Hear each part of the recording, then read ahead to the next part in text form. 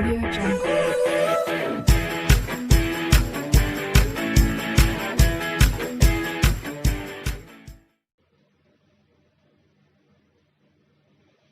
और now student देखिए, अब इस क्वेश्चन में हमें क्या है स्टूडेंट कि दो लाइन है L1 और L2, उनके बीच की हमें शॉर्टेस्ट डिस्टेंस फाइंड करना है। न्यूनतम दूरी का मतलब है शॉर्टेस्ट डिस्टेंस, ठीक है, ये हमें फाइंड करना है। और इनके इक्वेशन दिए गए हैं R = I + J + lambda 2I - J + K।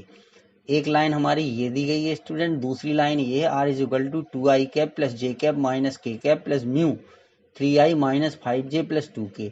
तो अब ये लाइन इस तरीके की है, R = A1 + लैम्डा B1 और R = A2 + म्यू, यहाँ पे लैम्डा की जगह पे क्या लिख देंगे, म्यू लिख देंगे, ठीक है। तो अगर इस तरीके की दो लाइनें दी गई हैं स्टूडेंट्स, ये R = म्यू B2, तो इसके शॉर्टेस्ट डिस्टेंस निकालने के लिए इस फॉर्मूले को हम यूज करते हैं, D = B1 × B2 dot A2 - A1 upon B1 × B2 का मैग्नीट्यूड, बस और कुछ नहीं है। तो देखिए हमने ये A2 - A1 की वैल्यू निकाल रखी है I - K कैप, सीधा सीधा लिख के सब्ट्रैक्ट कर देना। फिर B1 × B2 अब यहाँ पे हम स्टूडेंट्स आपके सामने निकालेंगे। तो ये B1 × B2 ये डिटर्मिनेंट है, इसके मेथड से सॉल्व करेंगे। तो देखिए पहले हम लिखेंगे I कैप, ठीक है, फिर इसके बाद हम -1 और 2 का मल्टीप्लाई कर देंगे तो -2, बीच में माइनस आता है तो -5 और 1 का मल्टीप्लाई करोगे -5, तो -2 + 5 ही आ जाएगा, ठीक है। फिर यहाँ होता माइनस और J कैप, ये वाला आएगा। तब इसके सामने इधर और इधर बंद कर देते तो इनका मल्टीप्लाई करेंगे, तो इसका मल्टीप्लाई देखिए 2 और 2 का मल्टीप्लाई करिए तो 4 आएगा, और 3 और 1 का मल्टीप्लाई करिए, बीच में माइनस आ जाता है, ठीक है, + K कैप। अब इसमें क्या होगा स्टूडेंट्स कि इसको यानी K के नीचे और K के सामने, ठीक है, इनको बंद कर देंगे, जो आएगा तो ये हो जाएगा -10 -5 और 2 का मल्टीप्लाई होगा तो -10 आएगा, और -3 और बीच में माइनस होता है तो ये +3 आ गया, ठीक है। तो यहाँ पर आपको मिला क्या, हमें ये मिल गया 3I कैप - J कैप, ठीक है, और -7K कैप, इतना आ गई, ये हमारी वैल्यू आ गई, B1 × B2 की वैल्यू आ गई। अच्छा, अब इसके बाद हम निकाल लेंगे यहाँ मैग्नीट्यूड ऑफ B1 × B2, जो B1 × B2 है इसका मैग्नीट्यूड हम स्टूडेंट फाइंड कर देंगे। तो देखिए I के कोफिशिएंट का स्क्वायर + J के कोफिशिएंट का स्क्वायर और + K के कोफिशिएंट, तो K का कोफिशिएंट -7 है तो -7 का स्क्वायर करोगे तो 49 आएगा। तो ये √59 आ गया। कितना आ गया स्टूडेंट्स, इसकी वैल्यू आ गई √59। अब सब वैल्यू हमें पता हो गई, बस इसमें पुट कर दीजिए D = और ये मैग्नीट्यूड का मतलब ये है, जो साइन लगा हुआ है ये मैग्नीट्यूड का, यहाँ से लेके यहाँ तक कोई इसकी वैल्यू नेगेटिव नहीं आएगी, पॉजिटिव ही आएगी। अब देखिए B1 × B2 कितना आया था, 3I cap - J cap - 7K cap, ये हो गया डॉट A2 - A1, तो ये था I - J कैप, ठीक है, और ये रूट के अंदर आ जाएंगे अपॉन में कितने 59। बस अब इनका डॉट प्रोडक्ट कर दीजिए, अदिश गुणनफल, 3I का I के साथ मल्टीप्लाई करेंगे 3 आएगा, J का J के साथ करोगे प्लस का 1 आ जाएगा। बस चूंकि यहाँ K है नहीं इसलिए इसका 0 हो जाएगा, ठीक है।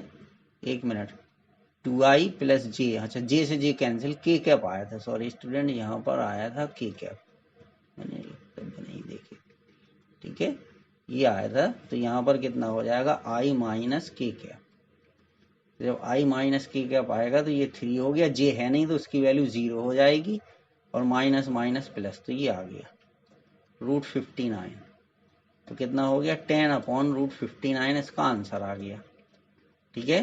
तो इसमें सबसे इंपॉर्टेंट थिंग क्या है स्टूडेंट कि आपको इसका ये फॉर्मूला जो है shortest distance between two line के बीच का फॉर्मूला याद होना चाहिए, यानी दो लाइन के बीच की जो मिनिमम डिस्टेंस है, न्यूनतम दूरी है, उसका फॉर्मूला याद हो, और ये पता हो कि इसको किस तरीके से ये इक्वेशन से कंपेयर करते हैं, तभी ये जाके फॉर्मूला बनता है। तो ये चीज आपको पता होना चाहिए स्टूडेंट्स। अब इसका देखिए नेक्स्ट क्या है, नेक्स्ट में ये जो है रेखिक प्रोग्रामिंग प्रोग्रामिंग या लीनियर प्रोग्रामिंग का क्वेश्चन है स्टूडेंट्स। इंग्लिश में इसको कहते हैं लीनियर प्रोग्रामिंग। ठीक है, ये लीनियर प्रोग्रामिंग होती है और z जो है इसकी जो है मिनिमम, ठीक है, वैल्यू हमें फाइंड करना है। तो सबसे पहले क्या करते हैं स्टूडेंट, ये दो इक्वेशन है तो इनको हम इक्वल के बराबर मान लेते हैं। यहाँ लिखा है x प्लस 2y ग्रेटर और इक्वल टू 10, तो हम मान लेंगे x plus 2y is equal to 10।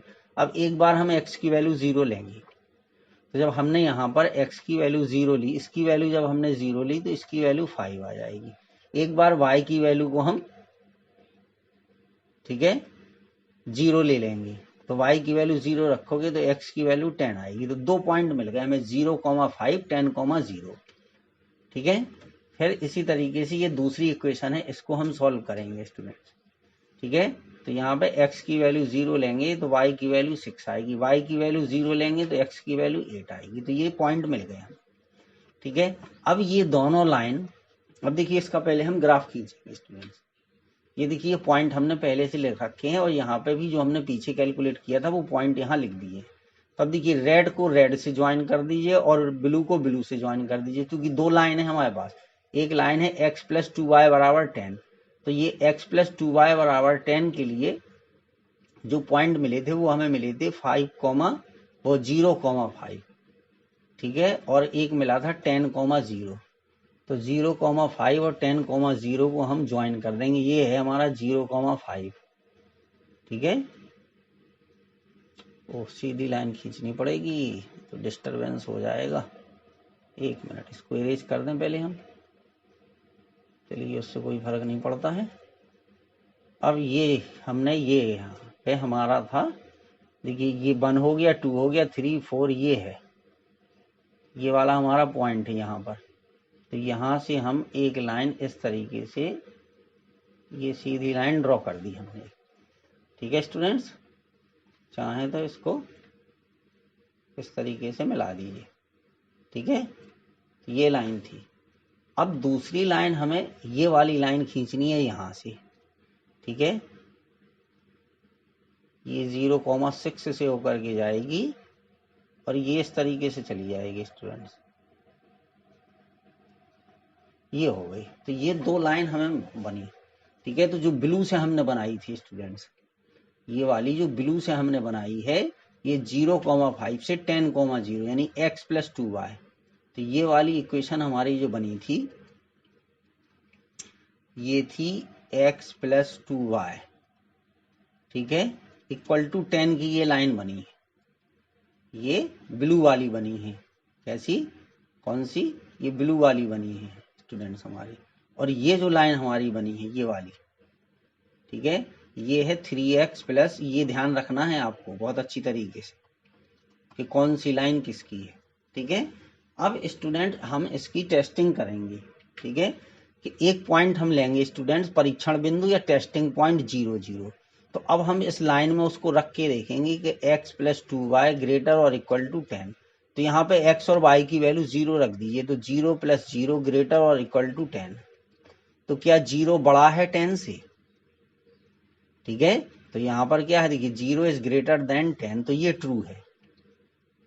तो इसका मतलब क्या है, देखिए ग्राफ में देखिए, इसका मतलब ये है स्टूडेंट कि इस लाइन के लिए ये वाला पॉइंट जो है वो 0 0 होता है, ये 0 0 होता है। ठीक है, तो इस लाइन का जो इस तरीके से ये ऐसे बनेगी, ये नीचे की तरफ जाएगी ऐसे। ठीक है, ये इस तरीके से ये आएगी, ये यहाँ ऐसे आएगी। ठीक है, क्योंकि ये पॉइंट इसमें शामिल है। फिर दूसरी लाइन के लिए हम टेस्ट करेंगे। देखिए इसके लिए कि 3x प्लस 4y लेस और इक्वल टू 24। अच्छा ये एक मिनट, ये फॉल्स था, 0 is not greater than 10। Sorry student, इसको जो है ये ट्रू नहीं है, ये फॉल्स है। ठीक है, ये था हमारा, ये फॉल्स हो गया। इसके लिए जब हम करेंगे 0 प्लस 0 लेस और इक्वल टू 24, तो 0 इज लेस देन 24, तो ये ट्रू है। ठीक है, ये वाली फॉल्स है। ठीक है, चलिए, तो जब अब इसको इरेज करना पड़ेगा हमें। चलिए इसको हम इरेज कर देंगे ऐसे। ठीक है, तो पहली वाली लाइन के लिए हमारा जो है ये थी, तो इसके लिए ये इस तरीके से फॉल्स था, ऐसे। ठीक है, फॉल्स है तो इसका मतलब है 0 0 शामिल नहीं है, तो ऊपर की ओर ग्राफ बनेगा ऐसे, ये बनेगा। अच्छा, ये लाइन जहां पर ये कट कर रही थी स्टूडेंट्स, ये इसका यहाँ पर इसने इसको कट किया था दोनों लाइनों ने। ठीक है, तो 1 2 3 4 यहाँ पर। ठीक है, तो जहां पर ये कट किया था यहाँ x की वैल्यू 4 थी और y की वैल्यू 3 थी, तो ये इंटरसेक्टिंग पॉइंट है, दोनों लाइन को इंटरसेक्ट कर रहा है ये कहलाता है इंटरसेक्टिंग पॉइंट। ये इंटरसेक्टिंग पॉइंट है। ठीक है, दोनों इक्वेशन को सॉल्व करके भी निकाला जा सकता है, अगर ग्राफ सही सही हमने बनाया है तो ग्राफ को सॉल्व करने पर तो ये आ गया। अब स्टूडेंट्स ये वाली लाइन के लिए दूसरी वाली जो लाइन थी वो ये वाली थी। ठीक है, तो इसके लिए क्या है, इसके लिए परीक्षण यानी टेस्टिंग पॉइंट ट्रू था, तो जब इसके लिए ट्रू था तो हम नीचे ऐसे आएंगे, ऐसे नीचे की तरफ आएंगे। ठीक है, तो इसमें जो कॉमन पार्ट है वो ये वाला पार्ट है स्टूडेंट, ये पार्ट कॉमन है, ये वाला। ठीक है, ये वाला पार्ट जो है वो यहां से यहां तक ये कॉमन हो जाएगा। तो जब ये कॉमन हो जाएगा तो इसी के जो पॉइंट होंगे, ठीक है, इसी के जो पॉइंट होंगे कॉर्नर पॉइंट, तो हमें कॉर्नर पॉइंट कौन कौन से मिलेंगे स्टूडेंट्स, जो हमें कॉर्नर पॉइंट मिले वो 3 कॉर्नर पॉइंट मिले स्टूडेंट्स। एक मिला ये 0,5 यानी देखिए ए बी, और एक जहां पर इनने इसको काटा था, तो ये 3 कॉर्नर पॉइंट हमें मिल गए। एक 0,5 मिल गया और एक मिल गया 0,6, ये भी पॉइंट हमने गलत लिख दिया, 0,6 है स्टूडेंट्स। ठीक है, ये 0,6, 6,0 नहीं, ये मिला हमें 0,6। ठीक है, और एक पॉइंट हमें मिला 4,3। तो इन तीनों पॉइंट पर जो z बराबर था, ठीक है, z बराबर था हमारा स्टूडेंट्स, इसमें एक मिनट, z बराबर कितना दिया था उसकी वैल्यू हमें फाइंड करना है। देखिए z बराबर हमारे पास था 200x प्लस 500y, z बराबर था 200x प्लस 500y। तो इन तीनों पॉइंट पर हम इसकी वैल्यू निकाल लेंगे। तो देखिए 0,5 पर निकाल लेंगे तो यहाँ पर कितनी आएगी, यहाँ पर आएगी 2500, 500 इंटू 5 कर देंगे तो 2500 आ गई। फिर यहाँ पे करेंगे तो 3000 आएगी इस वाले पॉइंट के लिए। ठीक है, फिर 4,3 के लिए अगर हम करेंगे तो 200 इंटू 4 प्लस 500 इंटू 3, तो कितना हो गया देखिए 800 प्लस 1500, तो 2300 आ गया। तो सबसे कम कितना आया, यही तो आया स्टूडेंट। ठीक है, सबसे कम जो है। ठीक है, तो अब हम ये लिख देंगे कि अतः यानी हैंस जो पॉइंट 4,3 है, ठीक है, इस पर z का, ठीक है, मिनिमम वैल्यू या निम्नतम मान, मिनिमम वैल्यू या निम्नतम मान कितना है 2300, यानी रुपीज अगर है तो इतने रुपीज है। ठीक है, तो इस तरीके से स्टूडेंट इस क्वेश्चन का आंसर आपका आ गया। अब चलिए एक क्वेश्चन और बचा है प्रोबेबिलिटी का, वो भी हम आपको बता दें स्टूडेंट्स। चलिए अब देखिए, ये कह रहा है कि एक बैग में या एक कलश के लिए, एक बैग के लिए इसमें 5 रेड हैं और 5 ब्लैक बॉल हैं। रेड कितनी है 5 है और ब्लैक कितनी है 5 है। वो कह रहा है यादृच्छा यानी रैंडमली एक बॉल हम उसमें से निकालते हैं और उसके कलर को नोटिस करके देख करके फिर उसी बैग में रख दी जाती है। ठीक है, और पुनः निकाले गए रंग की 2 अतिरिक्त गेंदें कलश में रख दी जाती हैं। ठीक है, रंग हमने देखा और फिर उसको बैग में रख दिया। फिर हमने जो गेंद निकली थी अगर वो लाल निकली थी तो उसमें 2 लाल गेंदें और डाल दी हमने। ठीक है, और फिर उसमें से एक गेंद हम निकालेंगे। तो अगर दूसरी गेंद के लाल होने की प्रोबेबिलिटी क्या है वो हमें बताना है। तो देखिए रेड बॉल में 5 रेड हैं और ब्लैक जो है वो 5 है। ठीक है, अब मान लीजिए कंडीशन फर्स्ट क्या है,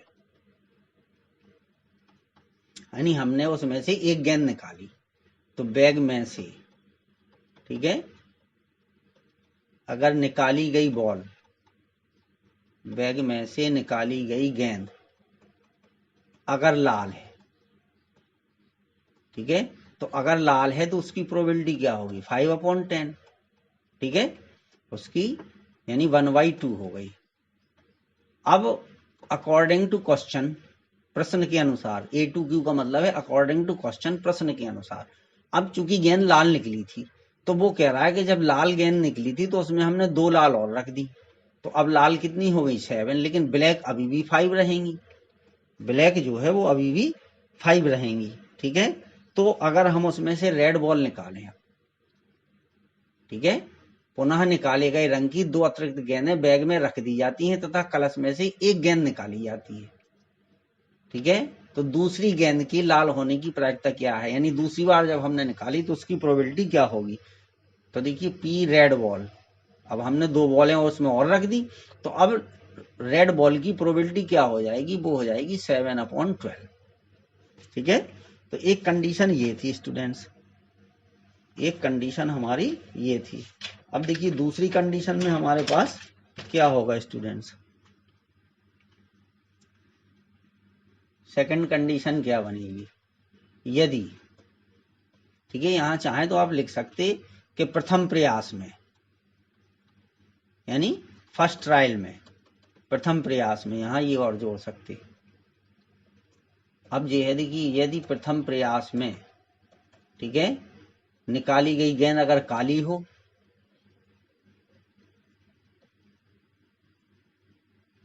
गेंद अगर काली है, ठीक है, तो देखिए पहली कंडीशन में 5 रेड थी और ब्लैक भी कितनी थी 5 थी।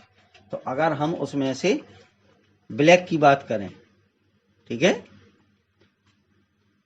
कि ड्राइंग यानी बॉल जो ड्रॉ की गई थी अगर वो कैसी है, ठीक है, ब्लैक, तो 5/10 यानी 1/2 होगी, ठीक है। अब ये कह रहा है कि जिस रंग की बॉल निकली है, ठीक है, तो उसमें उसी कलर की 2 बॉलें और रख दी जाएंगी, तो 5 प्लस कितनी हो गई 2, तो कितनी हो गई 2 रख दी, तो अब ब्लैक 7 हो गई, ठीक है। लेकिन दूसरी गेंद के लाल होने की प्रोबेबिलिटी क्या है, रख दी जाती है तथा कलश में से एक गेंद निकाली जाती है, ठीक है। अच्छा, तो अब हम अगर उसमें से बॉल लाल निकलती है तो उसकी प्रोबेबिलिटी क्या होगी 5/12 हो जाएगी, ठीक है। अच्छा, अब वो पूछ रहा है कि सेकंड बॉल के रेड होने की प्रोबेबिलिटी क्या है। तो देखिए P, ठीक है, सेकंड बॉल के रेड, यानी सेकंड बॉल के रेड होने की प्रोबेबिलिटी क्या है। तो अब देखिए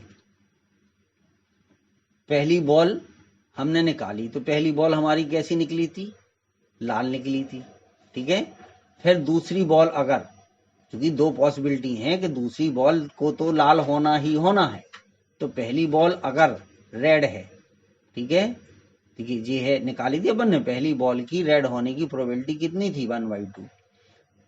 अब हमने उसमें 2 और लाल कलर की बॉल रख दी थी, फिर निकाली हमने, तो फिर वो अगर रेड निकलती है, ठीक है, तो दूसरी बार में तो रेड निकल रही है, तो 7/12 प्लस, अब पहली बार में ब्लैक निकली थी तो 1/2, और दूसरी बार में रेड निकलेगी, तो चूंकि दूसरी बार में 2 रखी थी तो ब्लैक रखी थी, रेड नहीं रखी थी, तो इसलिए 5/12। ये बात समझने वाली है, ठीक है, कि दूसरे अटेम्प्ट में देखिए साफ साफ लिखा है दूसरी गेंद की लाल होने की प्रोबेबिलिटी। तो एक बार जब हमने पहली बॉल निकाली तो रेड निकली, फिर दूसरी रेड की ये है प्रोबेबिलिटी, फिर पहले जब हमने निकाली ब्लैक निकली, लेकिन दूसरे को तो रेड ही निकालना, बस अब इसको सॉल्व कर दीजिए। तो कितनी हो गई देखिए 7/24 प्लस 5/24, तो 7×5 कितने हो गए 12/24, तो 1/2 आ गया। तो ये स्टूडेंट इस क्वेश्चन का आंसर हो गया। तो इस तरीके से ये क्वेश्चंस आपको करने थे, बहुत अच्छे क्वेश्चन है स्टूडेंट, इनको लगाइए, प्रैक्टिस करिए। Thank you students.